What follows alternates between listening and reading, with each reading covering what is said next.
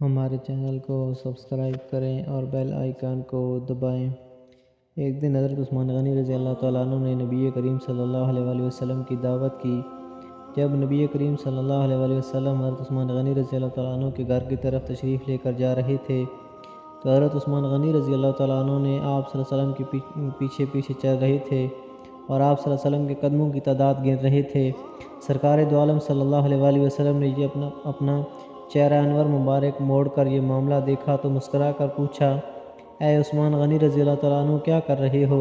حضرت عثمان غنی رضی اللہ تعالیٰ عنہ نے جواب دیا، یا رسول اللہ صلی اللہ علیہ وسلم میں آپ کے قدم گن رہا ہوں تاکہ میں اتنے غلام آزاد کروں۔ دعوت ختم ہونے کے بعد حضرت عثمان غنی رضی اللہ تعالیٰ عنہ نے ایسا ہی کیا اور اتنے ہی غلام آزاد کیے۔ حضرت علی رضی اللہ تعالیٰ عنہ اس دعوت سے متاثر ہوئے اور گھر آ کر حضرت فاطمہ الزہرا رضی اللہ تعالیٰ عنہ سے اور دعوت کا ذکر کیا۔ حضرت فاطمہ الزہرا نے فرمایا، علی رضی اللہ تعالیٰ عنہ اگر تم چاہتے ہو تو ٹھیک ہے، تم رسول اللہ صلی اللہ علیہ وسلم اور آپ کے اصحاب کو بلاؤ، میں دعوت کے لیے کچھ پکا لوں۔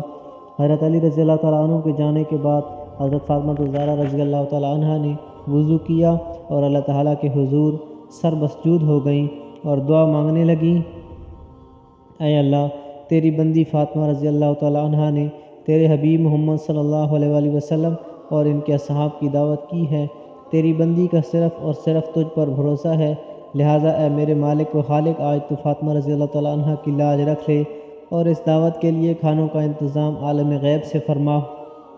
سیدہ رضی اللہ تعالیٰ عنہ نے یہ دعا مانگ کے ہانڈیوں کو چولہوں پر رکھ دیا اور اللہ کے فضل و کرم سے تمام ہانڈیاں رنگ برنگ کے کھانوں سے بھری پڑی تھیں۔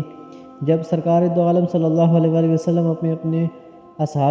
اپنے اصحاب رضوان اللہ تعالیٰ علیہم اجمعین کے ساتھ تشریف لے آئے تو حضرت فاطمہ الزہرا رضی اللہ تعالیٰ عنہ نے ہانڈیوں سے ڈھکن اٹھا کر کھانا ڈالنا شروع کیا۔